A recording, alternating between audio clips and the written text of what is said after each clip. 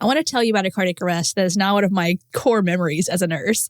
Not because it was particularly dramatic, and let's be honest, every cardiac arrest is a wee bit or a lot of bit dramatic, but because I got to see something work in real life that I had only ever read about in the literature. The patient wasn't coding in the emergency department. He wasn't coding in the ICU. He wasn't even in the cath lab yet. He was in the pre-procedural area waiting for an outpatient cardiac catheterization.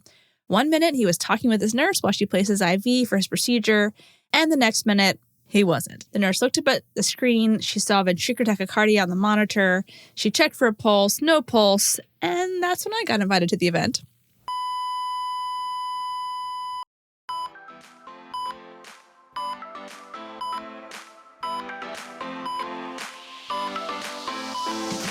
Hey there, I'm your host, Sarah Lorenzini, a rapid response nurse and educator who loves telling stories to teach critical thinking. This podcast is for nurses who want the knowledge, skills, and confidence to respond to any emergency.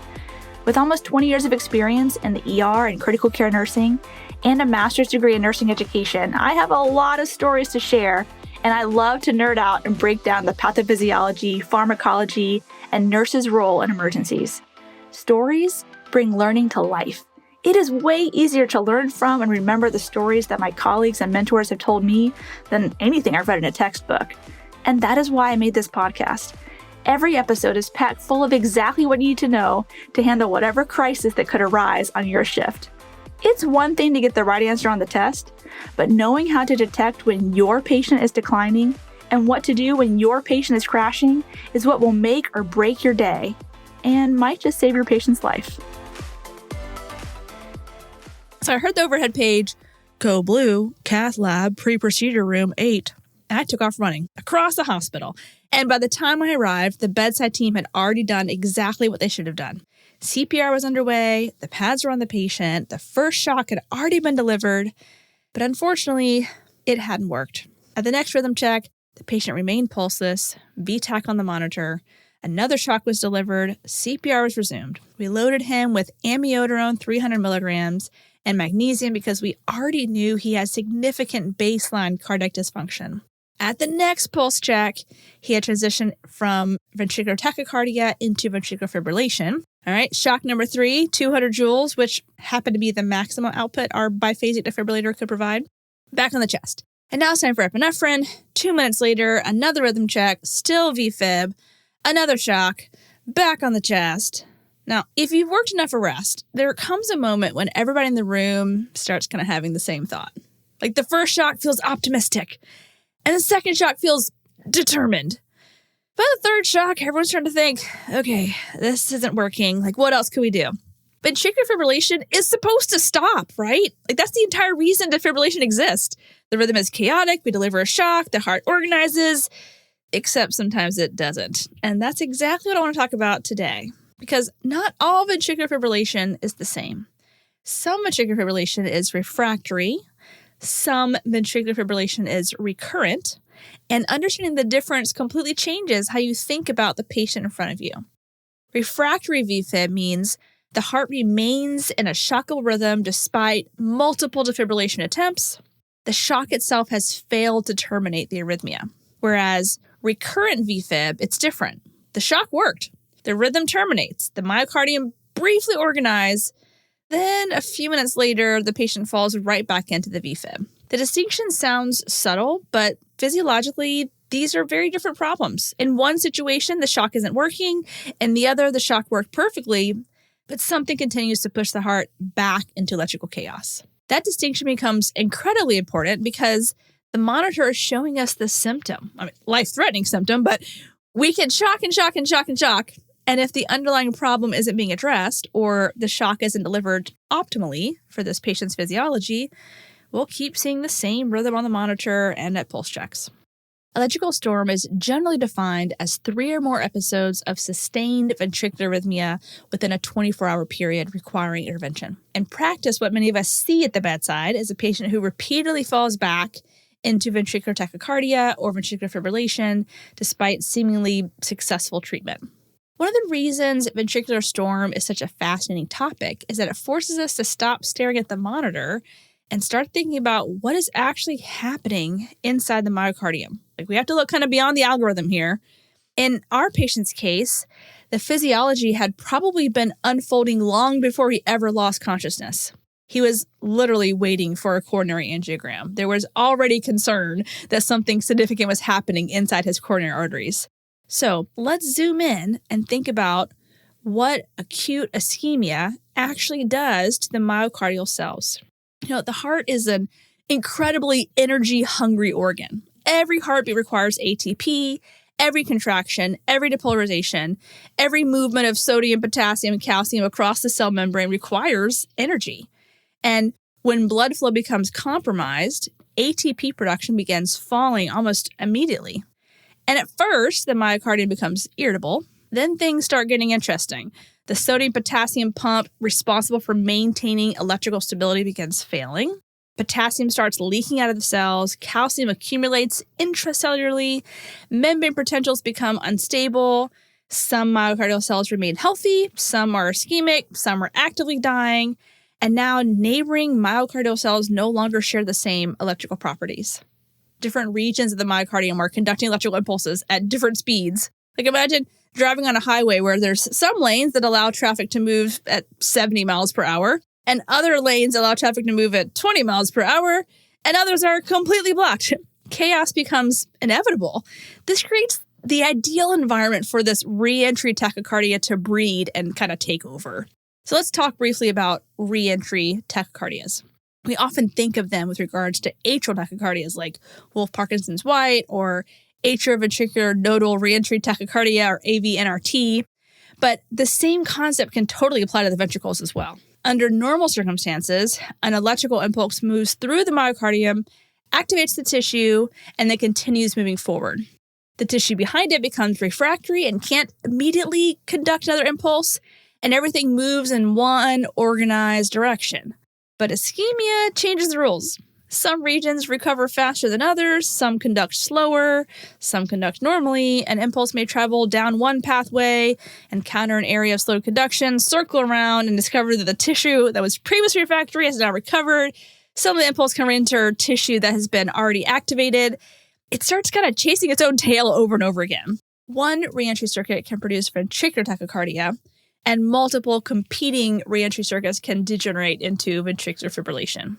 And that's why ventricular fibrillation isn't really one arrhythmia. It's thousands of competing wavelets of depolarization moving through the myocardium simultaneously. It's like electrical anarchy. The heart is incredibly active, but none of that activity is organized enough to produce a meaningful contraction of the ventricle. One of the biggest misconceptions in medicine is that defibrillation restarts the heart. Not exactly. I know in all the movies we see flatline on the monitor and they bust out the paddles and restart the lifeless heart, but that is not ACLS. And the idea that defibrillation can restart a heart in V-fib is also inaccurate. You see, the heart isn't stopped in V-fib. On the contrary, it's actually like doing way too much. Too much, but not actually creating any ventricular contraction. If you've ever seen an open chest with a heart in ventricular fibrillation, the heart looks like a bag of angry worms with movement everywhere, all around the myocardium. But again, no organized contraction of the ventricles. So defibrillation is essentially a giant electrical reset button. The goal is to simultaneously depolarize a critical mass of myocardial cells and temporarily stop the chaos. And if enough myocardium can depolarize at the same time, the normal conduction system gets an opportunity to reestablish control. Think about like a room filled with hundreds of people all talking simultaneously. Nobody can hear anything because everyone's talking over each other and nobody knows what's going on. Well, defibrillation is the equivalent of turning off the lights and blowing an air horn and forcing everybody to stop talking at once so that one person can finally regain control and give clear instructions for everyone to follow. And most of the time that works with defibrillation, and sometimes it doesn't. And when it doesn't, we need to start asking why. As I was drafting out my talking points for this episode, I found myself reflecting on how much our approach to cardiac arrest has changed over the course of my career. I became a nurse in 2004, and If you trained around that same time, you may remember that the culture of resuscitation looked a little different.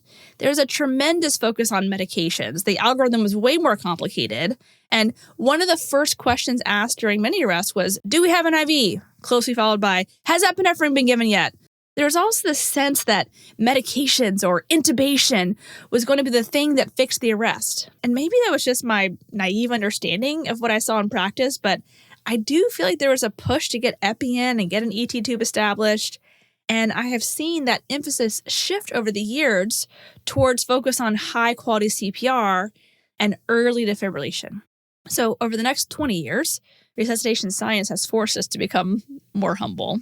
We discovered that the interventions most strongly associated with survival weren't actually medications at all. It was high quality CPR and early defibrillation. So we stopped stacking shocks. We minimized interruptions, became obsessed with chest compression fraction, time on the chest was prioritized, and the emphasis shifted away from medications and toward oxygen delivery, perfusion, electricity. And honestly, that evolution makes perfect sense because when a patient is in a ventricular fibrillation, electricity is the treatment. Not amiodarone, not lidocaine, not epinephrine, electricity. The medications are just supporting actors. The shock is the star of the show. And the thing that I'm discovering is that how we deliver electricity may matter just as much as the electricity that we're delivering.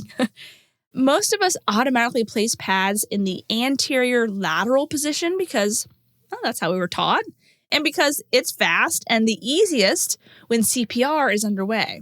Like, no one wants to interrupt the compressor to place anterior-posterior pads. So just a quick visual, I'll do my best to describe the difference.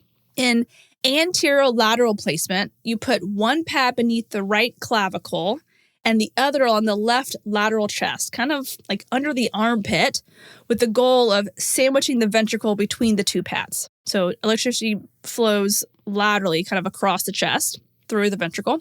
It's familiar, it allows the compressor to keep delivering compressions without interruption. But if the goal of defibrillation is to depolarize as much of the myocardium as possible, shouldn't we be asking whether there are better ways to direct electrical current through the heart? The heart is less influenced by how many joules leave the machine and more impacted by how much current reaches the myocardium. And so many factors impact that. We call those factors impedance, or specifically transthoracic impedance. Every layer between the pad and the myocardium creates almost like resistance. Hair, sweat, moisture, air pockets, poor pad adhesion, body habitus, like all these factors reduce current delivery through the myocardium. The simplest and most basic interventions we can perform during a refractory V-fib arrest is to optimize that connection between the pads and the patient. Dry the skin, shave excessive chest hair if necessary, make sure the pads are fully adhered, eliminate air pockets, avoid wrinkles, like every bit of resistance reduces current delivery to the myocardium. In fact, there are actual studies that show that by placing manual pressure over top of the defib pads or manual pressure augmentation, this reduces impedance and may improve current delivery to the myocardium. While I've only ever seen this done twice, and I surely did not volunteer to put my hands over the pads to apply a little manual pressure, this intervention does make sense. Both times I saw it done, it was with an ER doctor. He used a box of gloves as a barrier between himself and the pad, and he put pressure on the defib pad himself. So if you're thinking, Sarah, you have got to be kidding me. I assure you, I am not. Manual pressure augmentation makes total sense in theory. Whether this translates into improved patient outcomes remains unknown, but we do know that when pressure is applied to the pads or paddles, if you're going old school, skin to electrode contact improves, air pockets are reduced, the conductive gel spreads more evenly, the distance between electrode and myocardium may effectively decrease, and overall transthoracic impedance falls. While this intervention may not be ready for prime time just yet, because there's not yet strong clinical outcome data showing that manually pressing on adhesive pads improves survival or defibrillation success in humans during like an actual cardiac arrest, I do think it's something to at least consider. So maybe the next frontier isn't simply more joules. Maybe it's becoming smarter about how we deliver the joules we already have. Could there be other ways to reduce impedance and improve current delivery that can help us capture more myocardium? Maybe the question isn't just how much should we deliver, but How can we get more energy to actually reach the heart? And that's what I was thinking after the fourth unsuccessful shock of my patient. Hey guys, I'll get back to the show in just 1 second, but before I do, I have a request. If you have ever gotten any value from this podcast and you want the show to continue to grow, to access more awesome experts in the field, and to keep providing you with more nursing knowledge and inspiration, could you take a minute to leave a rating and a review?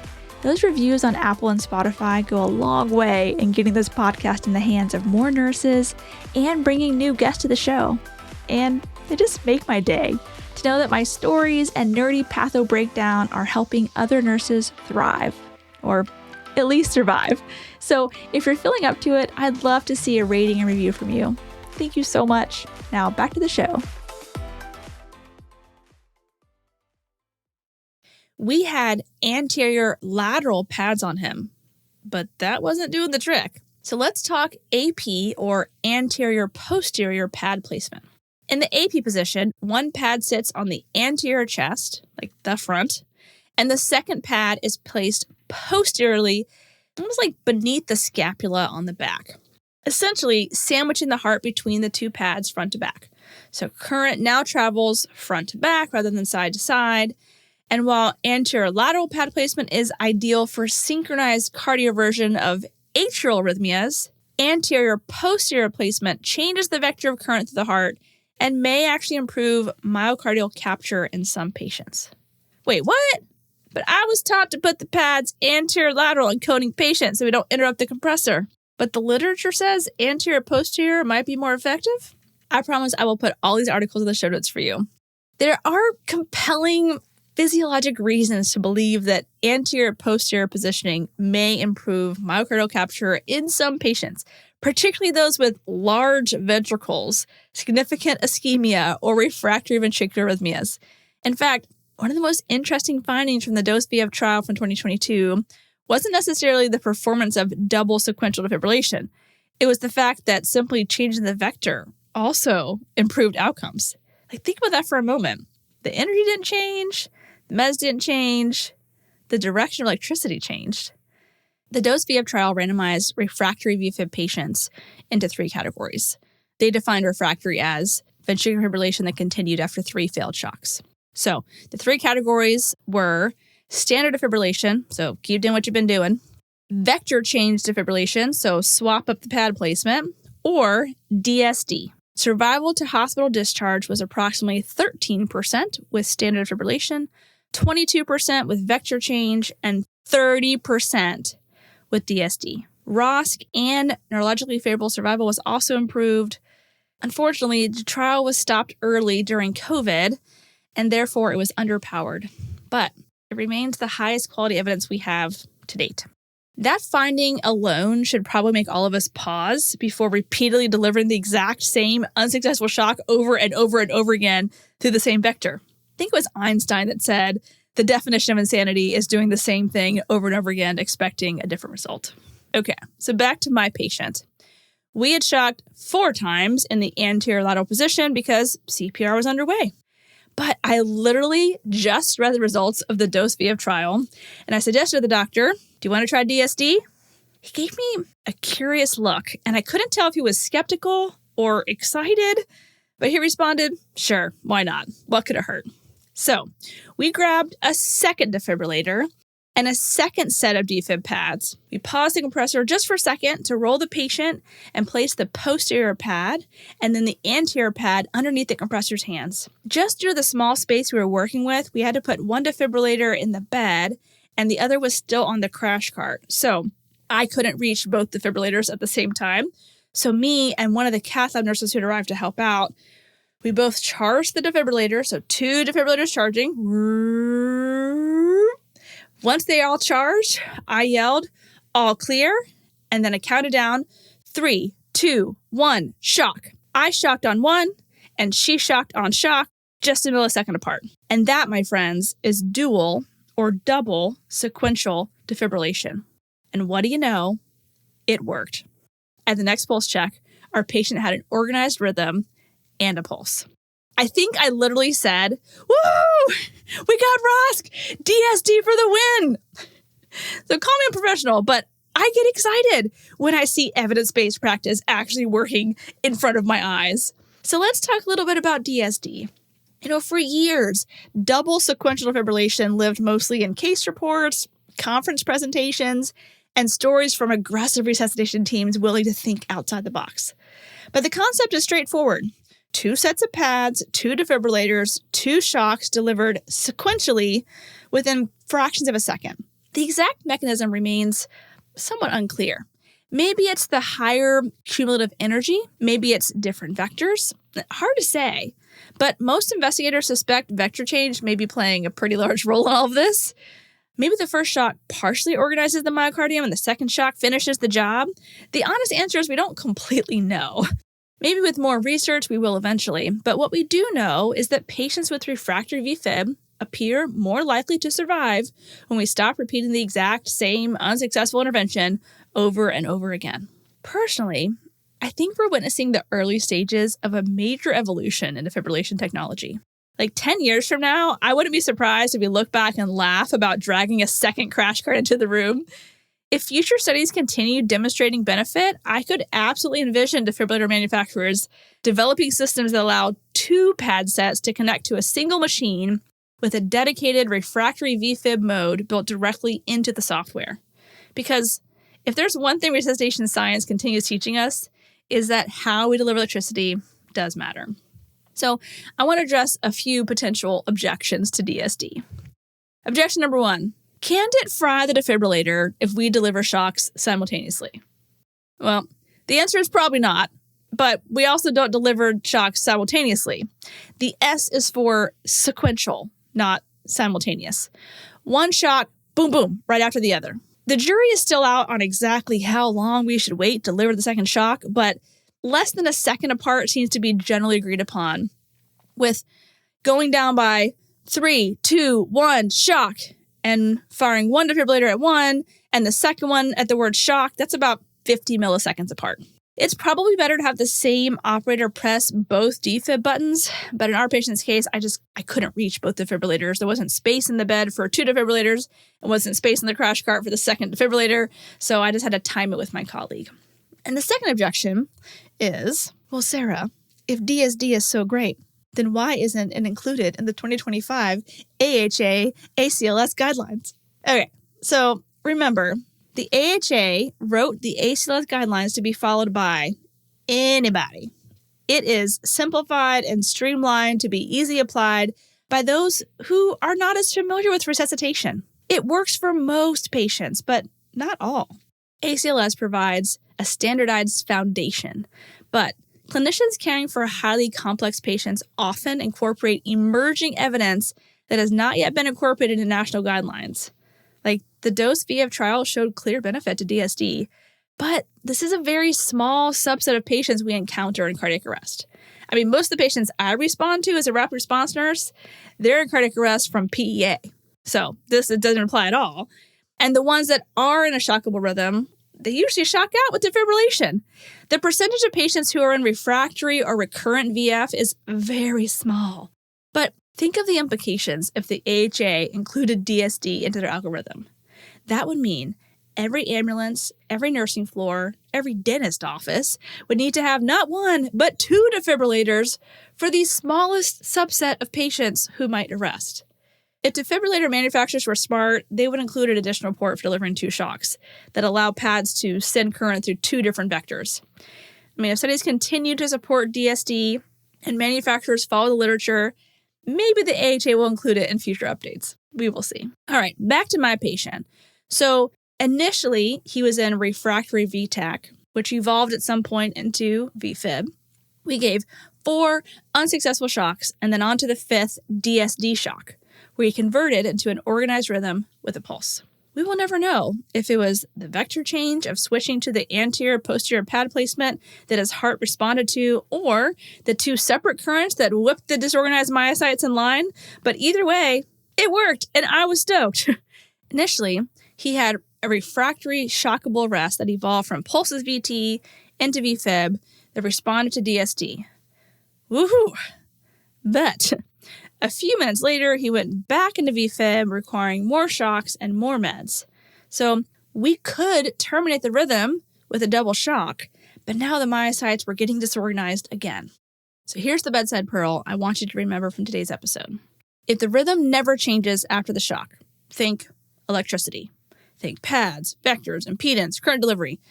But if the rhythm converts and then comes back, think physiology, think ischemia, think catecholamines, think abnormalities. Think about why the myocardium keeps choosing chaos.